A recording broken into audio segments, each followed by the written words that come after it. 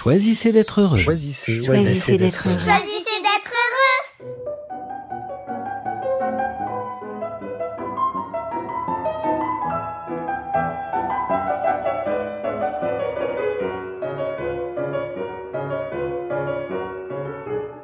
Almost there. Dimanche 5 novembre, c'est l'automne à New York. Et nous revoici sous le soleil de Central Park pour un dimanche pas comme les autres, celui du 50e marathon de New York. Une échéance incontournable pour les coureurs du monde entier et un rendez-vous immanquable pour le public new-yorkais venu en masse au bord de la piste pour soutenir les héros du jour. Professionnels ou simples anonymes, plus de 50 000 coureurs sont attendus aujourd'hui.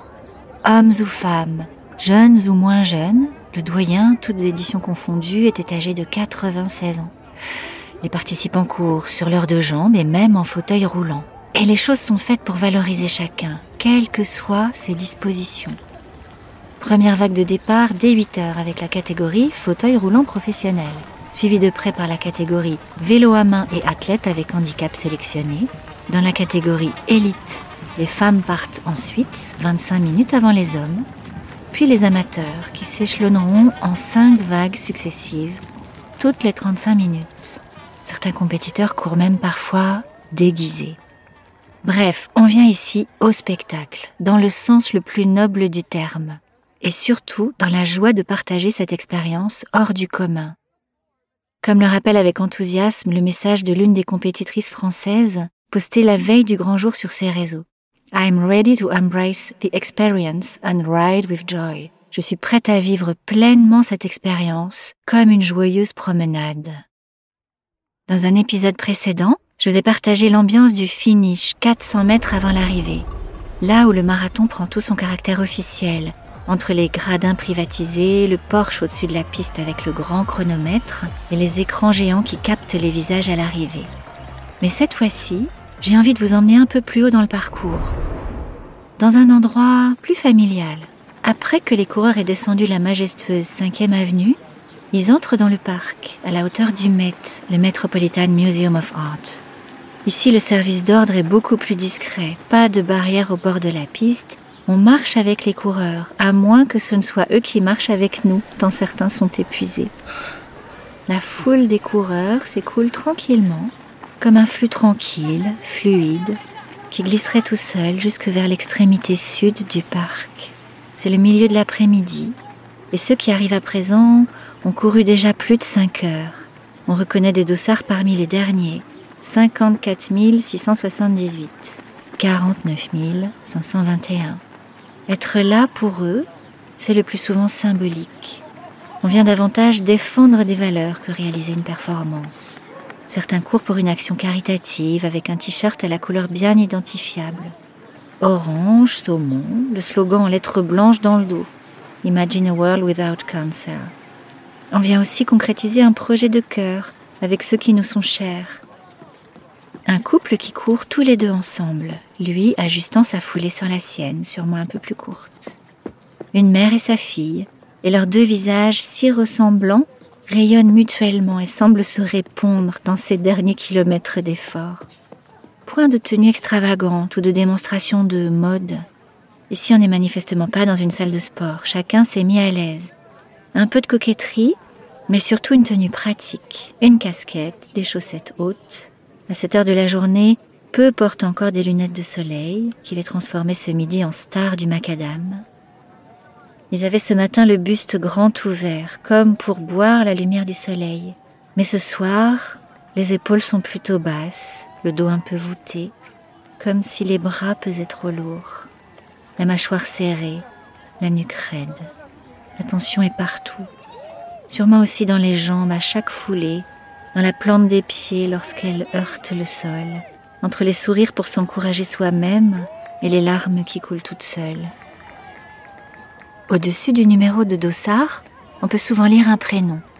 Taylor, Chris, Kinda, Alex, Jim. Et dans le dos, parfois un petit clin d'œil.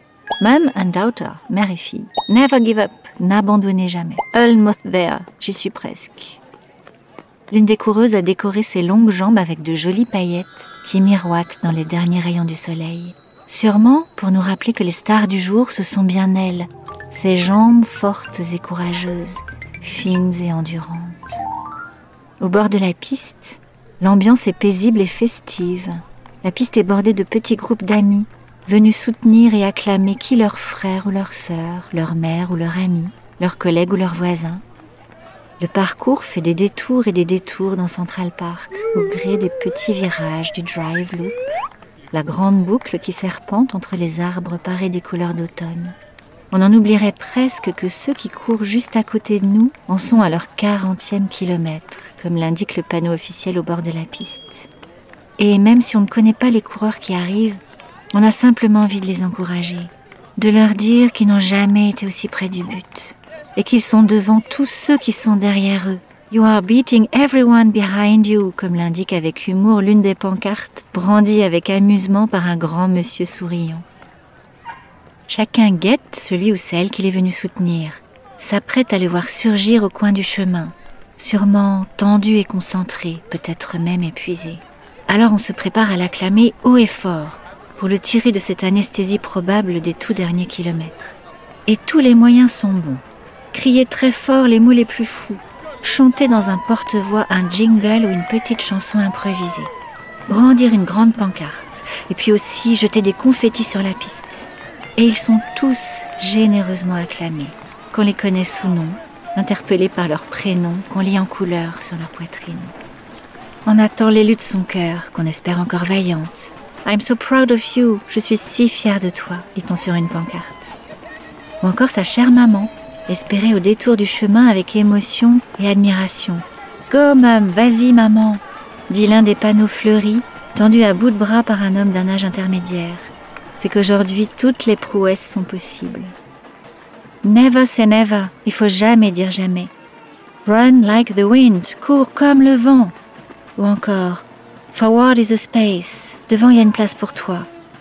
Autant de manières d'encourager ceux qui liront au vol ces formules magiques, écrites en couleur sur les pancartes qui s'agitent au bord de la piste. I trained for months to hold this sign. Je me suis entraînée des mois pour pouvoir tenir ce panneau, lit-on aussi.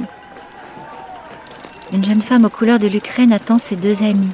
Et soudain les voici, embrassades tout en courant, juste le temps d'un selfie toutes les trois, enveloppées dans le drapeau jaune et bleu, quelques foulées avec elles, cris d'encouragement comme on jouerait sa vie, et les deux coureuses repartent dans un nouvel élan, le drapeau en étole. Kinda, run now, champagne later.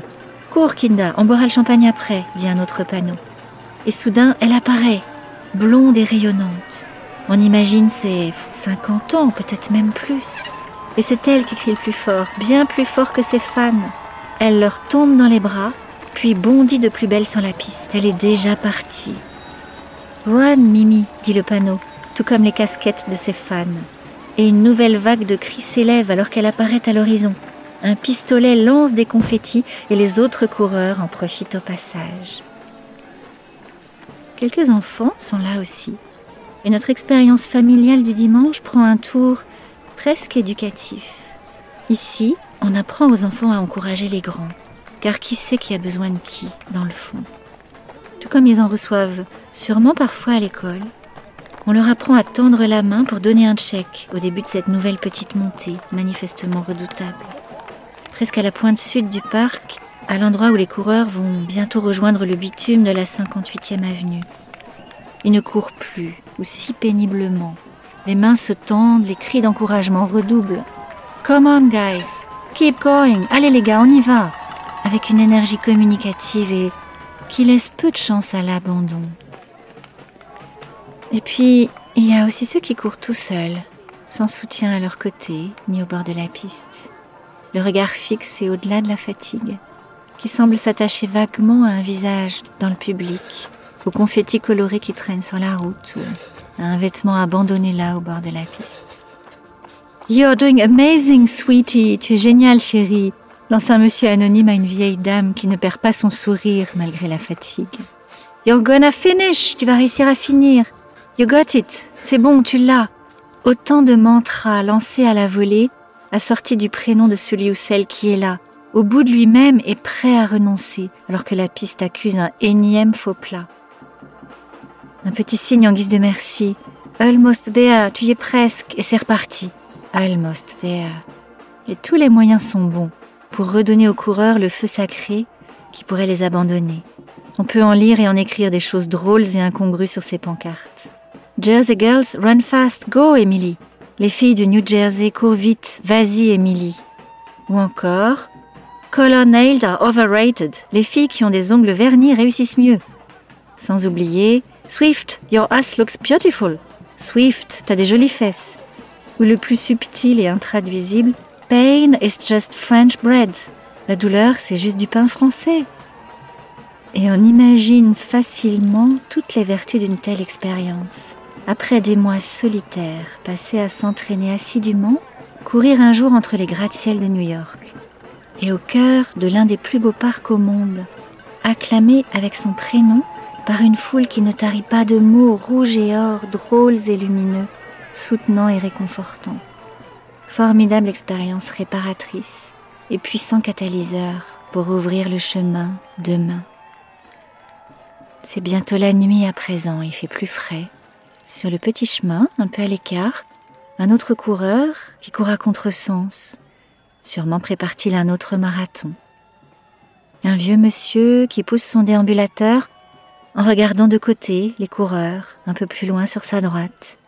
Pensif, envieux peut-être, admiratif sûrement. Quelques mètres plus loin, un peu à l'écart, le parc retrouve sa tranquillité, au gré de ses discrets vallons arborés. Tout juste entend-on au loin les sirènes de la ville, vers la 5e avenue à gauche. Lorsque les tout derniers sont arrivés, il faisait nuit. La 5e avenue et la 58e rue étaient toutes illuminées. Une bien belle manière d'ovationner également les derniers coureurs.